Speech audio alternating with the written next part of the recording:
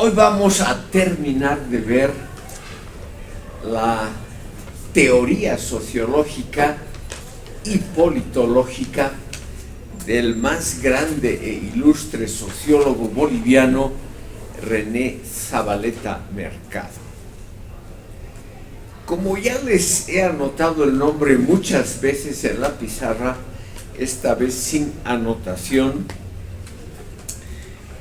ustedes se acuerdan cómo se escribe Zavaleta con Z y B corta, René Zavaleta Mercado. Hoy vamos a ver algunos métodos sociológicos que él desarrolla en su última obra, Lo Nacional Popular en Bolivia, que fue publicado póstumamente.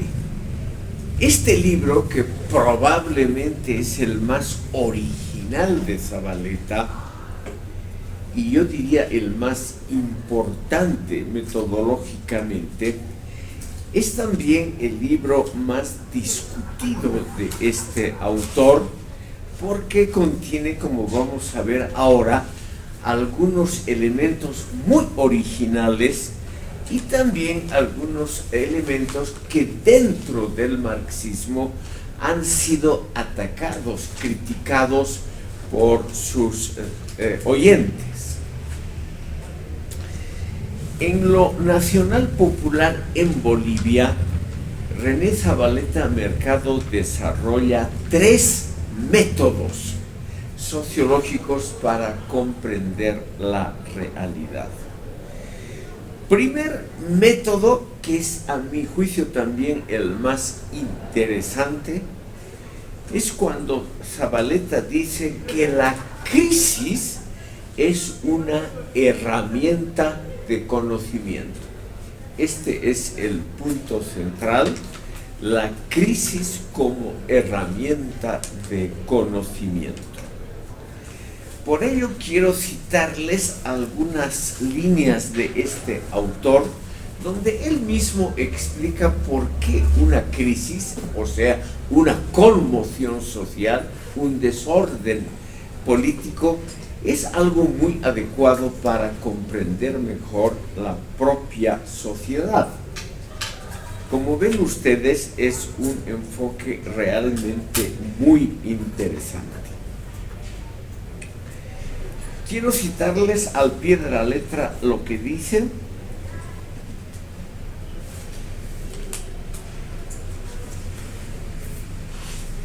En Lo Nacional Popular en Bolivia, la crisis inaugura una temporalidad de recuerdos, de espectros, de resabios y también de repeticiones que empujan a los sujetos sociales a romper su aislamiento. Es decir, la crisis lo que hace es hacer ver más claramente las contradicciones sociales y los elementos que podríamos llamar negativos de un orden social, y así los propios involucrados, es decir, los afectados por la crisis, son los que se dan cuenta por fin de su verdadera situación y de su función, es decir, de su tarea histórica. Mediante la crisis, nos dice Zavaleta, por ejemplo, es que los trabajadores mineros se dan cuenta de su misión histórica, del rol histórico que la sociedad les ha dado. Hay muchos elementos, estimado público, muy interesantes en esta tesis, porque no es algo completamente nuevo en la historia de la sociología. Quiero mencionarles el caso más conocido y más estudiado, que es la crisis del cristianismo cuando entró en contacto con el saber clásico. Para que ustedes tengan una vaga idea, el cristianismo en el siglo I Era una pequeña secta, sobre todo de judíos y descendientes de judíos, sin mucha importancia.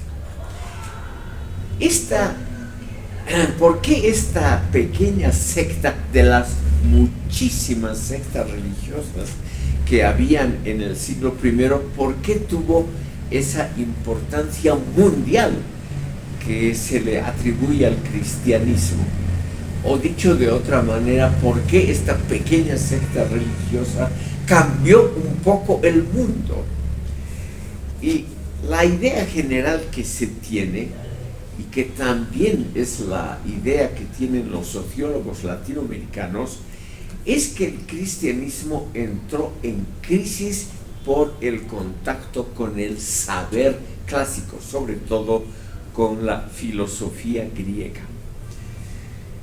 En círculos que hoy llamaríamos académicos, la filosofía griega en el siglo I tenía un enorme prestigio, no solamente porque era realmente una conquista muy original del ser humano. Sócrates, Platón, Aristóteles realmente eran pensadores muy originales e inesperados en su momento, sino porque produjeron una crisis, es decir, un hundimiento de ideas clásicas, las religiosas, e inauguraron una época en que el saber se desprende de las tradiciones, de la religión, de los conocimientos ancestrales que durante siglos los seres humanos han transmitido de generación en generación. Y ese sentimiento de crisis, en una palabra, los cristianos primitivos en el siglo I se dijeron unos a otros: nuestro evangelio, nuestros conocimientos son un poquito primitivos. Parece que la sociedad ha avanzado y que ha desarrollado teorías sociales más interesantes. Tenemos que aprenderlas y tenemos que integrarlas al cristianismo. Según Zavaleta, algo similar ocurre con las grandes revoluciones, es decir, la clase sufrida, la proletaria, la que lleva sobre sus hombros el sacrificio social condensado, se da cuenta que sus derechos son evidentemente legítimos, pero se da cuenta al mismo tiempo de que ya se ha pensado sobre esa temática, es decir, que no es algo tan nuevo el rebelarse, el tratar de construir un orden social novedoso, más justo, sino que esa es una vieja teoría que hay que engarzarla, incluirla, de alguna manera ingresarla a la propia conciencia revolucionaria para que ésta sea más sólida.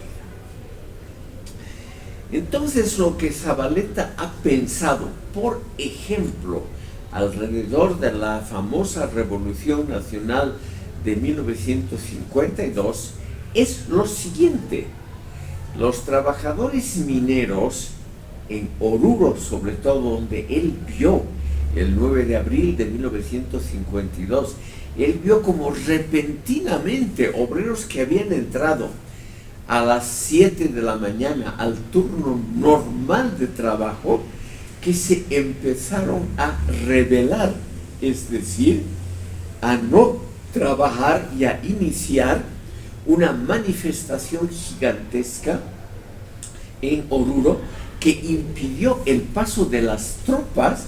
El gobierno ya había notado que había rebelión en La Paz y ordenó que los regimientos que eran fieles al gobierno en Oruro y Chayapata avanzaran sobre La Paz. Entonces los obreros, por primera vez, según Zavaleta, tomaron conciencia de que ellos tenían que actuar, que la suerte de su trabajo, de su condición laboral, de su mejora, estaba en las manos propias. Si ellos detenían el paso de las tropas leales al gobierno de Oruro y Chayapata sobre La Paz, ellos decidían la suerte de la revolución. Entonces ellos, curiosamente, tomaron conciencia no solo de su situación real, sino de su rol histórico, que era impedir el triunfo de las fuerzas reaccionarias, de los militares, e instaurar una nueva etapa histórica por la obra de sus propias manos. Entonces, realmente, aquí, según Zavaleta, realmente los obreros mineros, en esos primeros días de la revolución del 52, tomaron conciencia de la crisis, y la crisis les hizo comprender, es una herramienta de conocimiento, la crisis les hizo comprender cómo debían actuar y sobre todo qué potencial tenían, qué potencial social revolucionario tenían ellos mismos.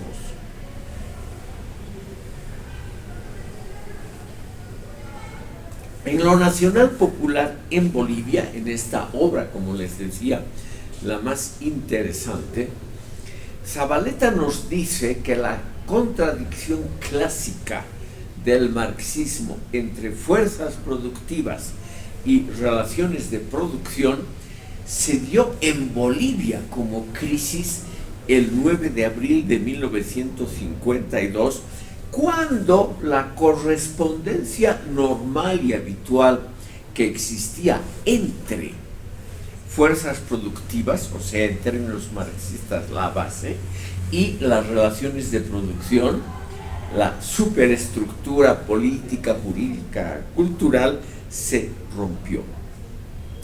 Se rompió, dice Zavaleta, de manera insidiosa.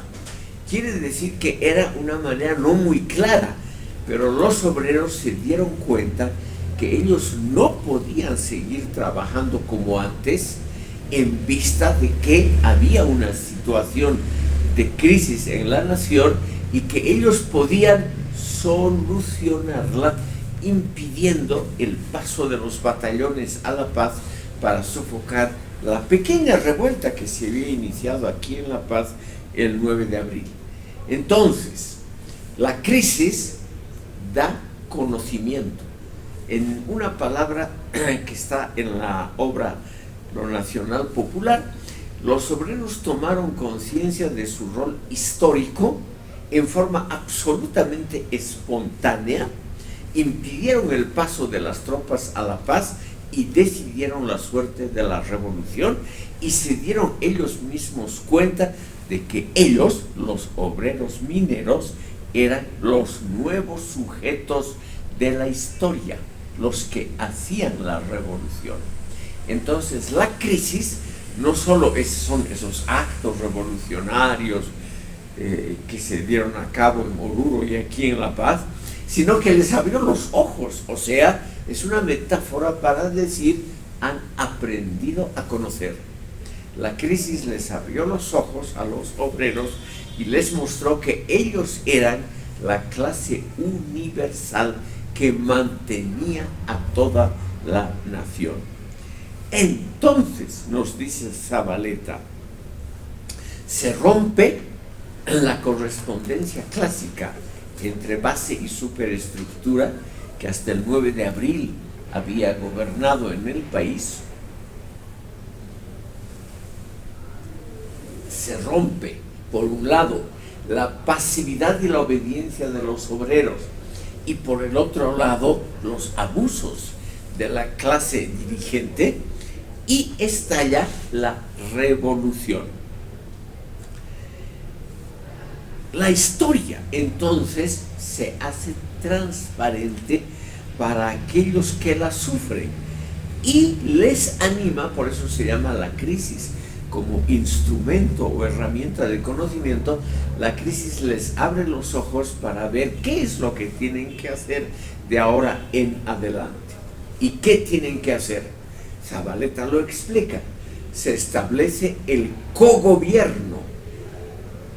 Esto quiere decir, estimado público, que desde entonces la fuerza laboral más importante, los obreros, tienen un poder dentro del gabinete ministerial.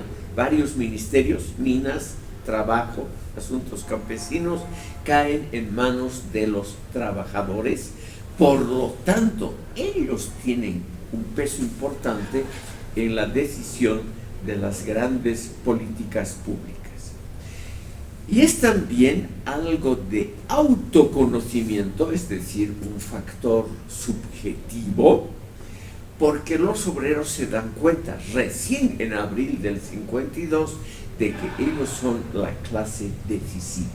Se conforma el 19 de abril de 1952 la Central Obrera Boliviana, la COP, que todavía existe, aunque muy disminuida en sus funciones y en sus posibilidades de actuar, y esta Central Obrera Boliviana, con el peso que tiene en el cogobierno, varios ministerios, realmente empieza a decidir, o por lo menos a co-decidir, es decir, a decidir conjuntamente con las fuerzas normales de gobierno sobre el destino de la patria.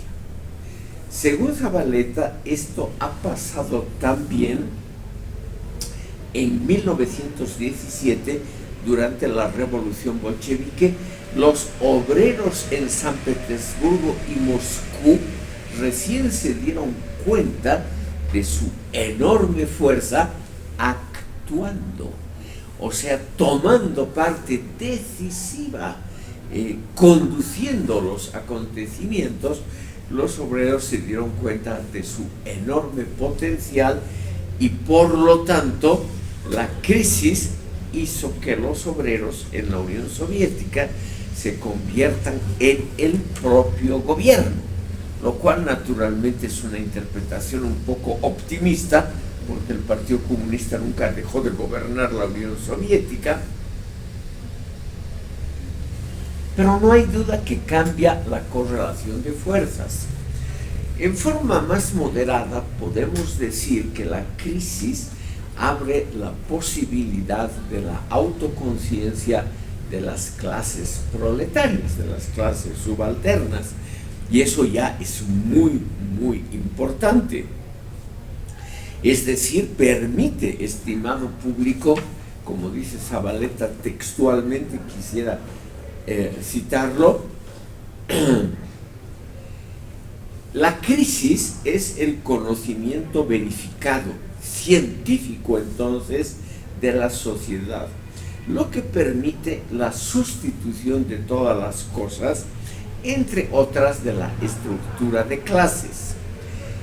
La revolución, la crisis, permite al intelectual orgánico, al que habla en nombre de las clases subalternas, explotar el horizonte y aplicarlo al conocimiento de una sociedad por vez primera como algo calculable.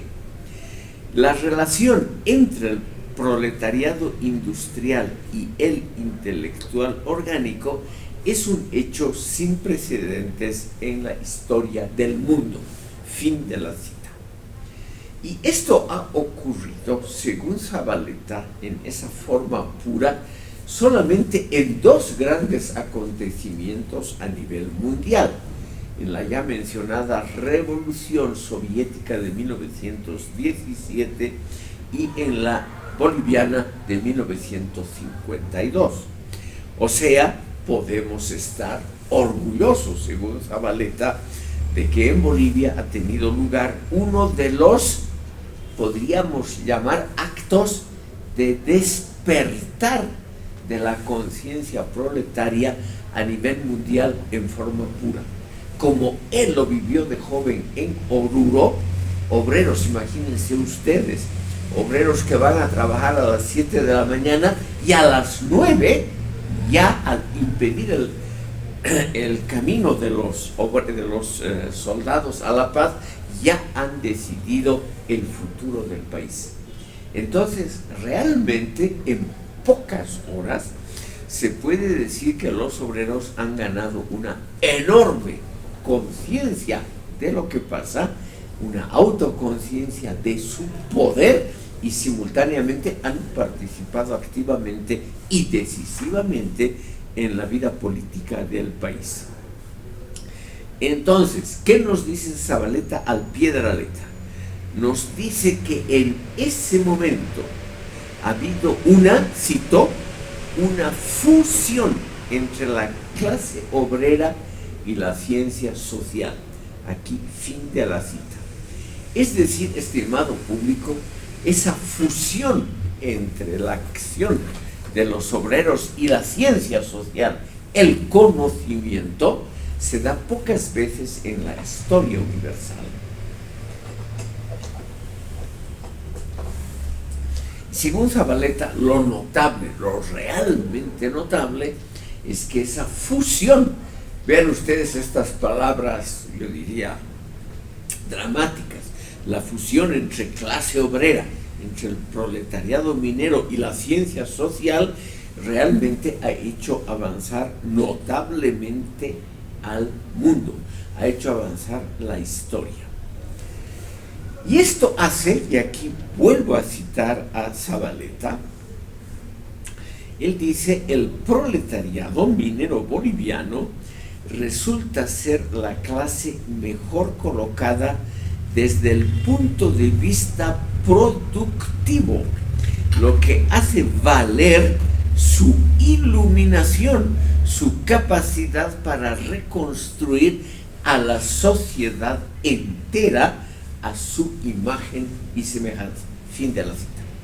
Claro que esto es una interpretación un poco, diríamos, exagerada, porque en 1952 no toda la sociedad boliviana se modificó de acuerdo a la imagen y semejanza del proletariado minero. Eso es un poco exagerado. Ustedes pueden imaginarse que después de 3 días de lucha, el 11 o 12 de abril, aquí la vida en las ciudades siguió más o menos igual. Había obviamente un nuevo gobierno, con el co-gobierno del proletariado minero, varios ministerios en manos de los sindicatos, pero en el campo y en las ciudades la vida siguió más o menos igual. Por ejemplo, yo me acuerdo que a los 2 días otra vez volvimos a clases en los colegios, la universidad siguió funcionando normalmente, y podríamos decir, en la superficie de la vida urbana en Bolivia y también en la vida rural, las cosas no cambiaron realmente, como dice Zabaleta, a imagen y semejanza del proletariado victorioso. Eso es lo que él tal vez deseaba que ocurriese. Pero no hay duda que hubieron cambios y que el proletariado minero tuvo desde entonces hasta el año 85, hasta que hubo el famoso decreto 21.060, hubo realmente un avance significativo de la conciencia obrera. Ustedes no han visto los acontecimientos, por ejemplo, entre el 82 y el 85, durante el gobierno de la UDP, de la Unidad Democrática y Popular, pero realmente ese gobierno fue paralizado por las huelgas, es decir, por la acción de los obreros en Bolivia. Y realmente hasta el 85 el proletariado minero tenía no todo que decir.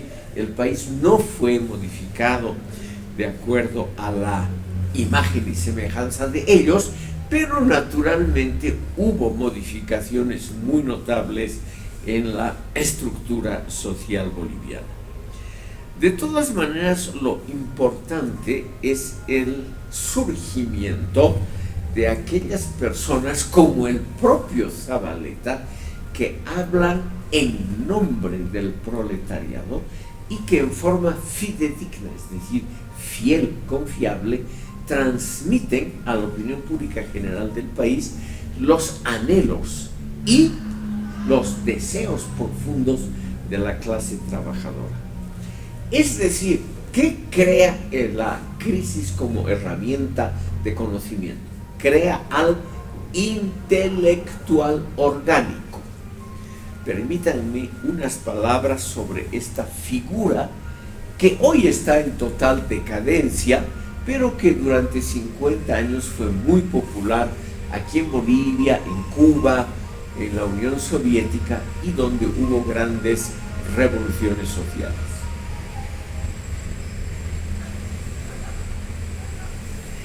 El intelectual orgánico es aquel que habla a nombre del proletariado porque sale de sus entrañas, no en forma física, por favor, no en forma física, pero sale de las entrañas que podríamos llamar mentales del proletariado. Es decir, el intelectual orgánico es una expresión creada por Antonio Gramsci. El intelectual orgánico es aquel que sabe claramente expresar lo que el pueblo quiere. El intelectual orgánico es muy, muy importante en los procesos revolucionarios porque la clase obrera por sí misma, como sabemos, según la teoría leninista, no sabe expresar sus propios deseos, sus propios anhelos, sus propios sufrimientos.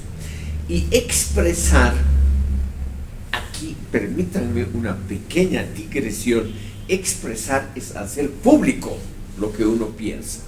Expresar es de alguna manera manifestar lo que uno sufre o piensa cómo debe ser el futuro, y lo hace ante una audiencia que, si ha comprendido el mensaje, puede recién identificarse con ese sufrimiento y hacerlo suyo.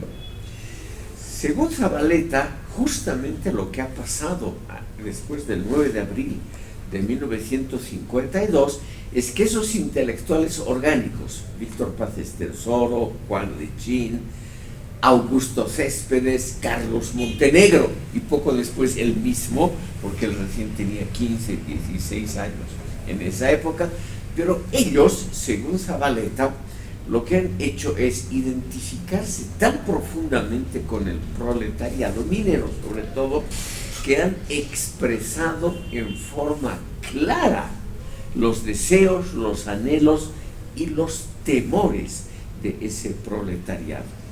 Y al expresar en forma clara, es decir, pública, lo que han hecho es que una enorme cantidad, una gran masa de gente en el país se identifique, haga causa común con los proletarios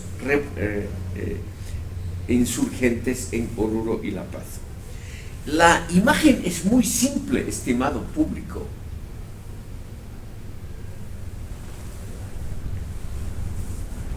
Por ello me permito mencionarles a ustedes. Una vez que los trabajadores de las minas de San José y otras en Oruro impiden el paso de los regimientos de Oruro y Chayapata a La Paz, y así aseguran el triunfo de la revolución, la población orureña en pleno, salvo unos pocos representantes de la clase alta, se adhieren a esa revolución, salen a las calles y festejan con los obreros ese triunfo. En una palabra, se hermanan, se identifican con los obreros. Eso es lo que el joven Zavaleta vivió existencialmente, y él mismo, nos podemos imaginar, estimado público, que este chico de 15 años, de clase media, que era escolar en Oruro, deja su aula.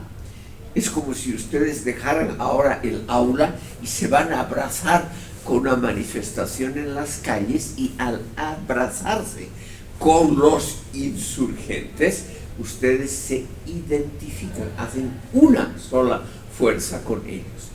Eso vio el joven Zavaleta, y él se pone, obviamente, como el ejemplo de lo que ocurrió. Él, un escolar que tenía muy buenas notas, o sea, exitoso, se lanza a las calles en apoyo a los obreros que acaban de detener el paso de las unidades militares, y él siente, antes de que lleguen las noticias de que ha triunfado la revolución, él siente que él está con el pueblo. Es obviamente la experiencia vital que modificó la vida de Zavaleta a sus 15 años. O sea, él abrazándose a los mineros que con esa actitud de huelga y rebelión en Oruro aseguran el éxito de la revolución, el representante de la clase media se identifica completamente y hace la unión de clases, es decir, la comunión. Comunión es el acto en que toda una comunidad comparte algo. La comunión religiosa es cuando el sacerdote da la hostia bendecida a todos los fieles.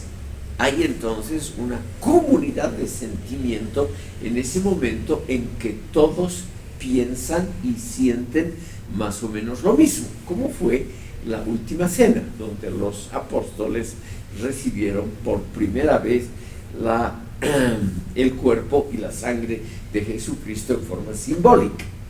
Esa comunión es lo que se sintió en Oruro y La Paz en abril de 1952.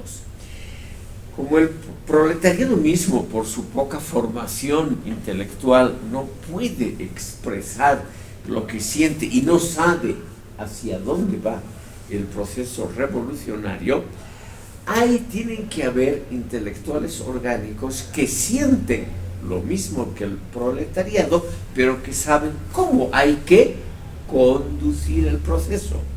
Y entonces Zavaleta comprende a sus 15 años, miren ustedes qué chico precoz, a los 15 años comprende que él sabe expresar los deseos de los mineros, en primer lugar, y al saber, o sea, expresar qué es lo que quieren los mineros, él sabe hacia dónde hay que conducir el proceso revolucionario.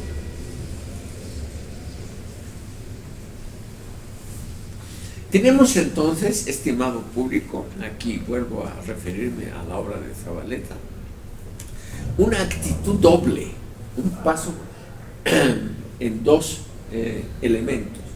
El primer elemento es que los obreros se dan cuenta por primera vez de su fuerza social.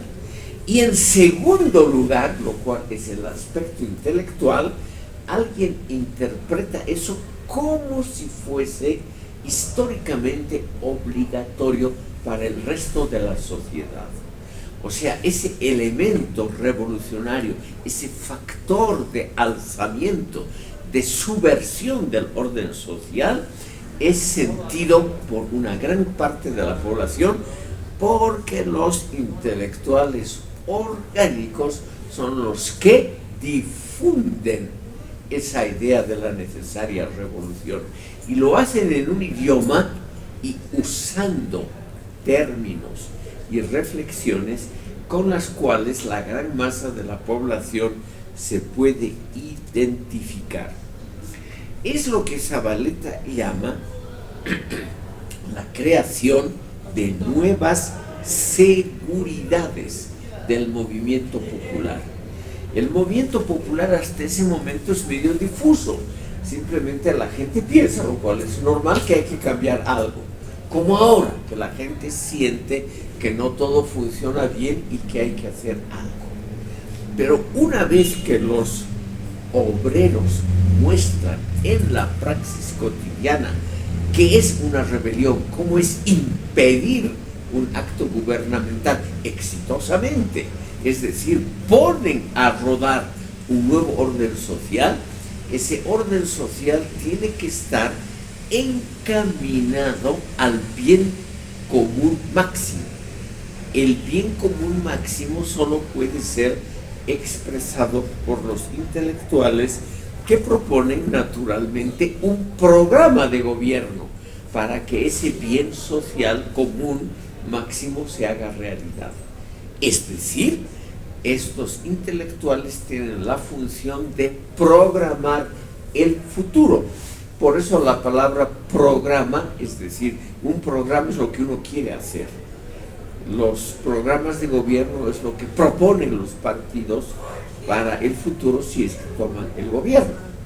Entonces, el programa del MNR, la nacionalización de las minas, la reforma agraria, es lo que debe hacerse en el futuro inmediato, y es lo que se hizo.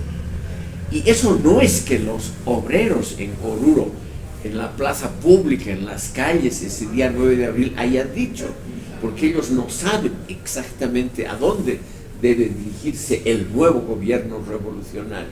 Pero los intelectuales interpretan el sentimiento revolucionario popular y lo saben guiar. Entonces, la crisis, el hecho de que haya habido ese levantamiento, es lo que nos ayuda a comprender la sociedad, nos ayuda a comprendernos a nosotros mismos. Los revolucionarios son por primera vez conscientes de su poder y al mismo tiempo son conscientes de cómo hay que cambiar a la sociedad. Entonces, la crisis realmente, según Zavaleta, es el mejor camino del conocimiento social y sociológico. La crisis, aquí termino este pequeño capítulo, la crisis entonces resulta la mejor herramienta del conocimiento sociológico porque nos permite dos cosas simultáneamente: conocer adecuadamente a nosotros mismos, nuestros anhelos y cómo canalizarlos en forma colectiva para el bien común, es decir, para esa función tan extremadamente importante que es el encaminamiento de la sociedad hacia un futuro consciente, no más el soportar lo que venga, no más creer que la política es como una tormenta que uno tiene que soportar sin hacer mucho, sino que la política se convierte en algo consciente que podemos manejar, que podemos conducir a lo más adecuado. Como les decía, la crisis como herramienta de conocimiento sobre todo genera, según Zavaleta, una cosa muy importante que ya les mencioné: la fusión entre clase obrera y ciencia social. Por primera vez, la ciencia social, o sea, el conocimiento intelectual, se convierte en algo material, que es lo que todos nosotros deseamos. Nosotros, estimado público, los miembros de la universidad, del estamento intelectual, periodistas, etc., vivimos generalmente entre libros. Ahora podríamos decir entre celulares, es decir, entre aparatos que reflejan la realidad, pero que no son la realidad misma. En cambio, la crisis, por ejemplo, la de abril del 52, tiene esa función eminentemente histórica de fundir, fusionar, hacer dos elementos que generalmente van separados, lo que uno mismo piensa y las posibilidades del cambio social. Eso es, según Zavaleta, lo extraordinariamente importante. Por eso él vuelve muchas veces a esa expresión, la fusión entre clase obrera y ciencia social. Vamos a ver, por cuestiones de tiempo, rápidamente el segundo elemento en este famoso libro, Lo Nacional Popular en Bolivia, como elemento de una teoría sociológica. Zabaleta Mercado nos dice que hay algo muy importante que se ve justamente no el primer día, sino a través del desarrollo paulatino de la revolución. Y esa es la paradoja señorial. La paradoja señorial. Paradoja es una contradicción aparente. Eso significa la palabra paradoja. La paradoja señorial, según nuestro autor René Zabaleta, consiste en lo siguiente. Es muy interesante esta idea, porque esta idea viene, estimado público, recién de la observación crítica de la realidad. La paradoja señorial es el surgimiento de una nueva élite, como fue el caso del 52, una nueva élite gubernamental, pero que paulatinamente adopta el carácter señorial, es decir, de clase dominante, como las clases dominantes anteriores. La paradoja señorial consiste entonces en una palabra, en la repetición de lo que había antes, o sea, antes de la revolución, una sociedad de clases, en nombre de la revolución. Esto es realmente lo interesante y lo que Zabaleta desarrolla en esta obra tan notable, Lo Nacional Popular en Bolivia. Permítanme, estimado público, que les lea un pasaje de Lo Nacional Popular, donde Zabaleta explica qué es la paradoja señorial. Porque aparte de lo positivo que tiene todo proceso revolucionario, como hemos visto, la crisis como herramienta de conocimiento, también el proceso revolucionario trae cosas negativas. Y el talento, lo quiero aquí remarcar claramente, el talento de Zabaleta es mostrar que la revolución que él tanto amó, la revolución del 52, también produjo elementos inesperados, totalmente inesperados, que lo vamos a ver ahora. La reconstrucción de la estructura piramidal de clases, pero ahora bajo el manto de la revolución. La revolución quería justamente ser algo común, comunismo, comunión, curiosamente. Todas estas palabras, tanto de la religión como de la política, tienen un origen que es el mismo. Lo común es lo contrario a una élite, a una clase destacada. Las revoluciones todas, también el cristianismo, en su primera etapa, trató de establecer la comunión de todos los fieles, o sea, la desaparición de una estructura piramidal de clases y la instauración de una comunidad feliz entre todos los miembros de la sociedad, que se reconocen unos a otros como iguales en derechos y deberes. Pero, también el cristianismo, poco después, instaura una sociedad jerárquica y una estructura de clases tradicional piramidal. En el proceso del cristianismo, estimado público, eso se notó muy claramente ya en los primeros siglos. Quiero hacer este paréntesis porque el ejemplo es muy claro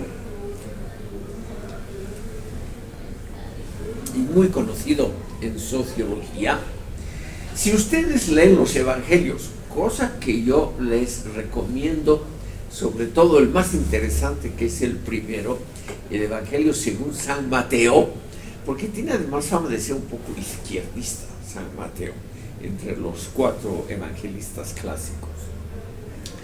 Y él habla mucho de esa comunidad de iguales que establece el cristianismo, una comunidad de iguales. Sin embargo, poco a poco, dentro de la propia iglesia cristiana, se establecen jerarquías clásicas, es decir, que ya había habido en la historia. Por ejemplo, se establecen las jerarquías de papa, cardenal, obispo, arzobispo, diácono. Si ustedes leen los evangelios, en ningún punto de los evangelios, de las epístolas de los apóstoles o en el Apocalipsis, en ningún punto de los evangelios cristianos se habla de jerarquías diferenciadas dentro de la iglesia. O sea, cosas que pertenecen a la vida cotidiana de todos los días del cristianismo no aparecen en los textos fundadores del cristianismo. En ningún punto de los evangelios van a encontrar ustedes las palabras obispo, arzobispo, cardenal, diácono o cualquier cosa referida a jerarquías. Se nota ahí claramente la intención que podríamos llamar de comunión de todos los fieles. Comunión, como les decía, la palabra es muy clara, todos comen el mismo cuerpo y la sangre de Jesucristo y por lo tanto todos son iguales. Las rebeliones y generalmente casi todas las sublevaciones sociales importantes también pretenden establecer por fin esa igualdad de todos los seres humanos entre sí y terminar con la estructura jerárquica de clases. Pero aquí viene lo que Zavaleta no descubre, pero lo trata en forma muy interesante en esta obra, Lo Nacional Popular en Bolivia.